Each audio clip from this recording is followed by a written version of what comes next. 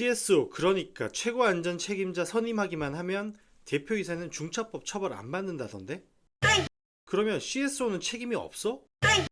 아니, 그러면 CSO 선임할 필요가 없잖아. 네, 오늘은 중대재해처벌법상 책임자인 사업주와 경영 책임자의 정의와 CSO, 최고 안전 책임자와 중대재해처벌법에 대해서 알아보도록 하겠습니다. 오늘 영상을 보고 나면 중대재해처벌법으로 처벌받는 사람이 누구인지 명확하게 알 수 있으실 겁니다. 쉽게 알려드리는 중대재해처벌법 그 두 번째 시간입니다. 중대재해처벌법에서 이 법상 책임을 져야 하는 자리에 있는 사람을 사업주 또는 경영 책임자라고 정의하고 있습니다. 이 경영 책임자는 사업을 대표하고 사업을 총괄하는 권한과 책임이 있는 사람 또는 이에 준해서 안전보건에 관한 업무를 담당하는 사람이라고 정의하고 있습니다. 자, 여기서 중요한 포인트는 또는 이에 준하여 안전보건에 관한 업무를 담당하는 사람입니다. 자, 이 부분을 토대로 중대재해처벌법이 제정되고 난 이후 CSO, 최고안전 책임자를 임명하는 기업이 많았습니다. 특히 대기업과 건설업, 제조업, 물류업 등 중대재해 발생 가능성이 높은 산업군에서 이러한 움직임들이 굉장히 활발했었습니다. 사업장의 안전도를 높이기 위함이 아니라 대표이사 면피용이었던 것이 사실입니다. 소위 CSO 방패론. CSO를 중처법의 방패막이로 쓰겠다라는 것이죠. 자, 그럼 과연 CSO 선임으로 기업의 대표이사는 중대재해처벌법으로부터 해방되는 것일까요? 오늘도 정답부터 이야기하겠습니다. 네, 아니요, 틀렸습니다. 실제 중처법 수사 및 판결의 사례를 보면 이는 명확합니다. 법무법인 광장에서 발표한 자료에 따르면 2022년 1월 중처법 시행 이후 작년, 그러니까 2023년 말까지 약 2년 동안 중대재해 사건 발생은 총 512건이었고 이 중 고용노동부가 검찰로 송치한 사건은 105건이 있었습니다. 이 중 검찰에서 기소한 사건은 40건이 있었는데요. 이 중 CEO, 즉 대표이사가 수사 대상에 오르지 않은 케이스는 오직 2건 뿐이었으며 CSO가 중처법상 책임자로 기소된 건은 오직 1건 뿐이었습니다. 나머지 한 건은 아직 판결이 안 나온 사례이지만 주목할 필요가 있습니다. 이 회사의 대표가 아니라 더 위로 올라가 그룹의 회장이 실질적 책임자로 지목돼서 기소된 사건입니다. 소위 중대재해처벌법 제1호 사건으로 불리는 S산업 최석장 붕괴 사고에서 해당 사고가 발생한 기업의 CSO뿐 아니라 대표이사에 대해서도 안전보건에 관한 의사결정권을 실질적으로 행사하지 않았다라는 이유로 중대재해처벌법상의 경영 책임자가 아니라고 판단하고, 반대로 S산업 내에서 아무런 직책이 없는 S그룹의 회장에 대해서 실질적 최종적으로 구체적인 지시를 내리면서 경영권을 행사한 자라는 이유로 중대재해처벌법상의 경영 책임자로 해석이 됐고, 그래서 중대재해처벌법 위반죄로 기소된 사항입니다. 대표이사가 소위 바지사장에 불과하고 실제 사업을 총괄하는 자가 따로 있다면 법의 입법 취지에 의해서 오너가 경영 책임자 등에 해당해서 형사 책임을 부담할 가능성이 높다라는 것입니다. CSO를 선임하는 기업의 논리는 중처법상 또는 이에 준하여 안전보건에 관한 업무를 담당하는 사람이라는 부분이었죠. 그런데 이 중처법 시행 이후 수사가 전개되고 판례들이 계속해서 나오고 또 관계부처에서 발표들을 계속해서 하면서 법조계에서는 CSO 선임으로 중처법을 대응하는 것은 오히려 부작용이 있을 수 있다라고 이야기를 하고 있습니다. CSO가 경영 책임자에 해당한다라는 주장에 대해서 노동부 등 수사기관이 CEO의 처벌을 면하게 할 목적으로 CSO를 내세운다라는 부정적인 인식을 받을 수 있고, 이와 함께 더 많은 자료 제출을 요구할 가능성이 높을 뿐만이 아니라 압수수색 가능성도 더 높아질 수 있다는 것이죠. 고용노동부는 이론적으로 CSO가 책임자가 될 수 있다는 가능성은 부정하지 않지만 수사 과정에서 이 CSO가 책임자라는 주장이 인정된 케이스가 거의 없고, 검찰도 노동청 수사 단계에서 수사 지휘를 하고 있어서 이 수사 경향이 크게 다르지 않을 것이라는 예상이 많습니다. 심지어 고용노동부에서는 CSO로 중처법 방패로 삼는 것이 무의미함을 이야기하고 있습니다. CSO를 둔 경우에도 CEO가 책임자에 해당한다는 것이 고용노동부의 기본 입장인 듯합니다. 노동부는 한 세미나에서 CSO 방패론과 같은 논리가 통하지 않는다라는 사실을 명확히 한 바 있습니다.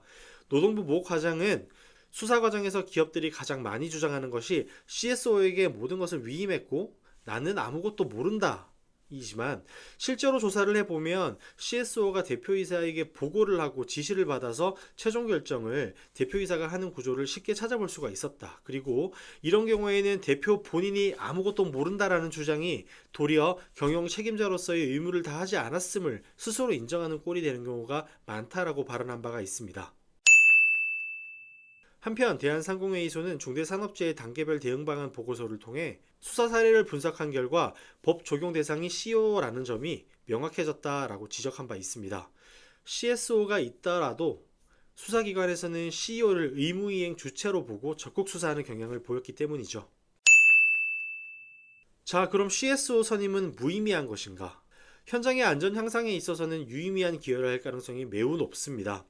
하지만 우리가 관심 있는 것은 중처법 대응, 즉 이 CSO가 중처법상 책임자가 될 수 있느냐잖아요. CSO 선임을 통해 사업장 내 안전도를 높이기 위해 노력을 하고 사업주 또는 경영 책임자가 안전관리에 대해 신경을 쓴다면 정상 참작의 요소가 맞습니다.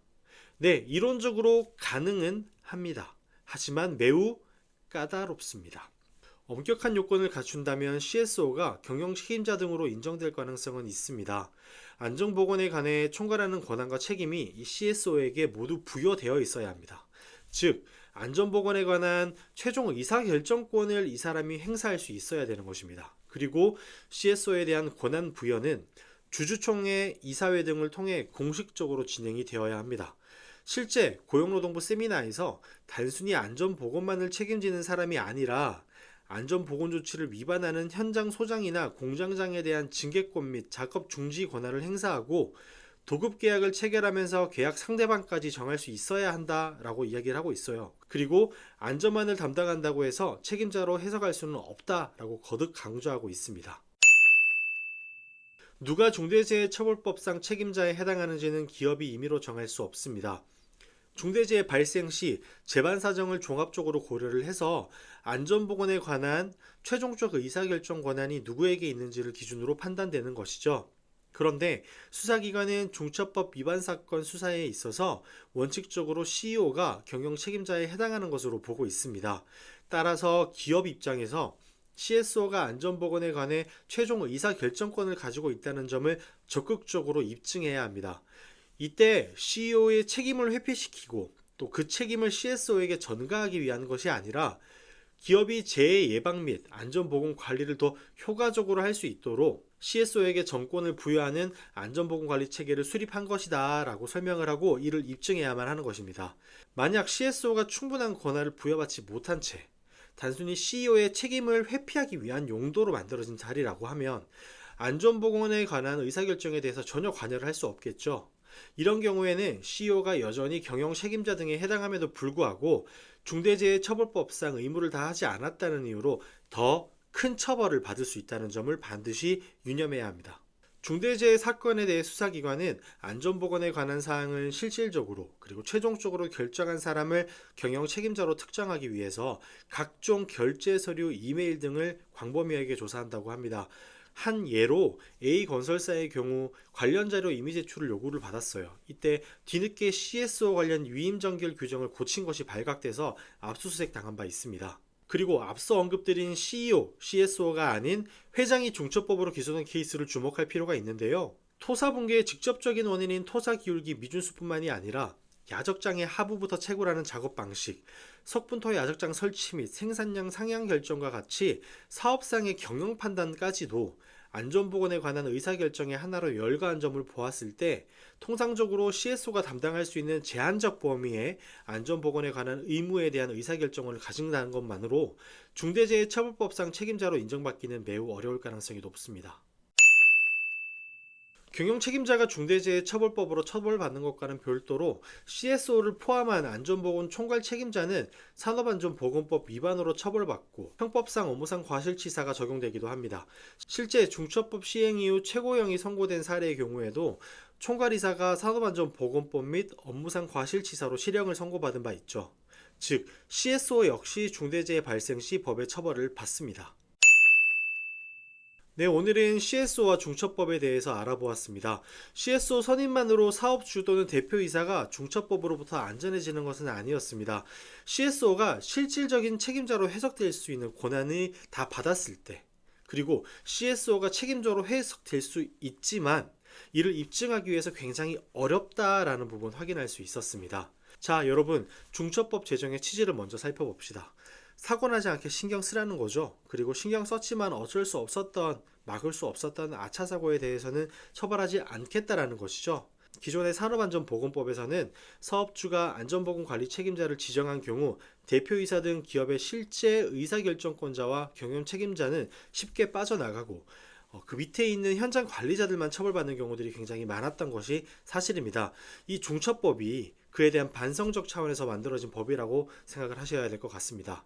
네, 이 관점에서 법을 접근합시다. 단순히 면피할 방법을 찾지 말고 법에서 요구하는 사항을 쉽게 준수할 방법에 집중하세요. CSO 채용하고 선임해서 1년에 수천만 원씩 쓰는 것이 만약 방패 역할을 할 수 있다고 쳐도 이보다 훨씬 더 저렴한 비용으로 중첩법에 대비하는 것이 충분히 가능합니다. 우리 기업의 특성과 현황에 맞는 안전보건 관리 체계를 구축하고 이를 쉽게 이행할 수 있도록 하고 그리고 이를 관리하면 됩니다. 불필요한 곳에 비용을 쓸 필요가 없습니다. 경제적으로 중첩법의 공포에서 벗어날 수 있습니다. 바로 디지털 안전보건관리 시스템의 도입이 그 답입니다. 현장의 근로자와 안전관리자는 안전보건관리 업무를 수행을 법에 의거해서 수행할 수 있고요. 그리고 굉장히 손쉽게 수행할 수가 있습니다. 그리고 사업주 경영 책임자는 이 결과를 언제 어디서든 쉽게 확인할 수가 있습니다. 이를 통해 인적 자원을 효율적으로 활용하고 비용도 세이브하면서 법에 대한 대응도 가능한 방식입니다.